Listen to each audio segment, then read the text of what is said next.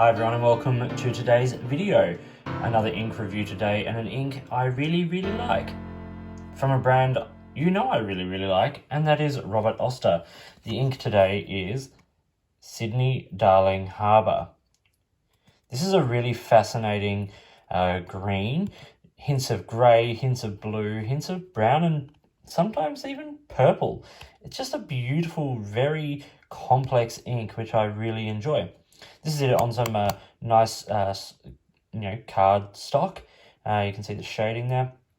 We're going to look at it on a bunch of different paper and try it in a couple of tests. Let's get started. First things first, of course, this is the bottle it comes in. This is the standard Robert Oster 50ml bottle. Nice simple bottle, good environmentally friendly plastic, and a good company all around in that respect. Okay, so here it is on Tolma River paper. This is the 68 GSM Tolma River paper in a Bond travel gear notebook. It's not made anymore, but I do get asked regularly what notebooks these are. This is in a 2 twisty go pens. I forgot to list the extra fine, so it's in a broad and an extra fine, as you can see in the different writing samples. Okay, let's get cracking. 5 points. Firstly, colour match. Now, over this, I'm going to overlay a quick photo. This was taken looking down off the Sydney Harbour Bridge when I was walking over it last summer before COVID. And you can see what a really interesting match. I've put a swatch of the ink next to the picture of the water. This ink was named by the Sydney Pen Show people. I think originally it was an exclusive to the Pen Show. Robert made the ink and they named it, and I think they did a smashing job calling it Sydney Darling Harbour, when that is the colour of it. So beautiful colour match and a really interesting colour. I should say, these points aren't always like selling points. These are 5 hit points that you can take away about this ink. So one is that it's got low water resistance. If we look at the water resistance over here, most of the detail goes away. You can still make it out, but the ink just, the majority, particularly the green shading, sort of disappears. The next point is shading. If we look at it up nice and close, you can just see how beautifully that ink shades. You get lots of lovely hits of the light shading, but plenty of depth as well. 4th point is that this ink is tonally interesting. You can see that there's blues and greys and purples and browns and greens all coming through in this ink. It is just absolutely stunning. The final point is that the ink is Australian. For me, that is a big selling point. I'm Australian. I want to support Australian brands, especially brands that have a really great social conscience like Robert does, supports charities, supports causes, gets behind things. Really lovely company. Australian made, Australian owned, basically one guy filling the world with ink. Amazing. Okay, let's talk about the performance of this ink. I put here, it is not the most gentle Robert Oster ink. A lot of Robert Oster inks are very paper friendly. As we'll see, this one does have a bit of a tendency to bleed and does have low water resistance. Although the colour is stunning, and on fountain pen friendly paper, the writing is absolutely beautiful. And it does clean out of pens easily and all those sorts of things. Extras on this ink, it's a great shader, as we've said. There is no sheen or shimmer or anything like that. Okay, let's look at it on some other paper. We'll start with Rhodia, seeing as I've got it right here in front of me. This is a Rhodia 80-gram pad with the 2 pens there. You can see, once again, there's that beautiful dark shading. It does shade beautifully dark, rich greens and browns and all that sort of stuff. Nice, nice depth of colour. There's no sheen, but lots of shading and lots of nice saturation there. In both pens, it is a little more grey-green. In the lighter, I think a wetter, broader pen does bring out more of that sort of rich harbour green. If we look at the reverse of this page, the only place ink has come through, and quite a lot did come through, is where I really laid it very thick there with the broad nib.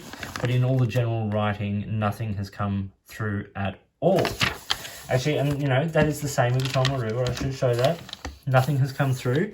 It shows through, of course. There's lots of ghosting. That's Tolma River paper for you. But nothing has come through, like in terms of bleeding.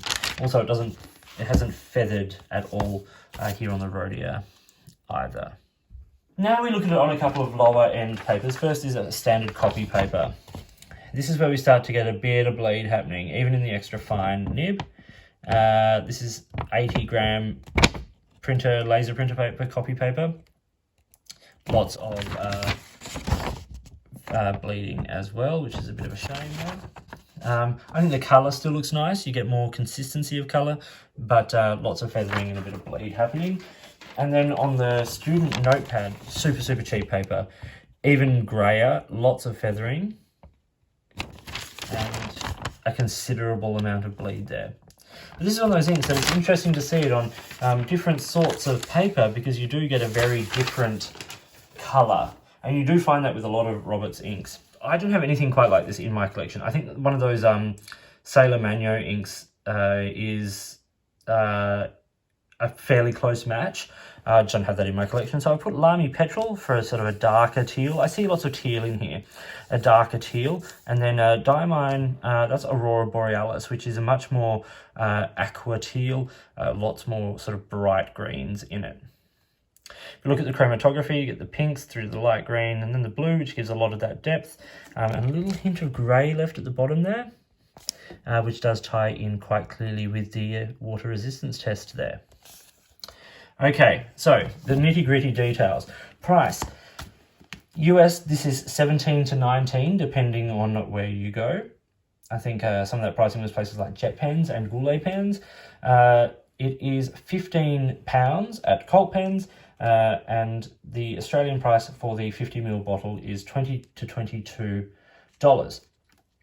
Now, I have given this a score of 3 out of 5, but that was a score I actually really didn't want to give it. I wanted to give it a higher score because I love the colour. And I love writing with this ink on Toma River, on Rhodia, on Midori, on Barren Fig, all these sorts of papers that I use on a regular basis. This looks great, like seriously great. You know, you can see there, like this is a beautiful shade of green. So it's a lovely colour, it has nice performance on this paper, and all the things like the cleaning out of pens, it doesn't stain, it's safe.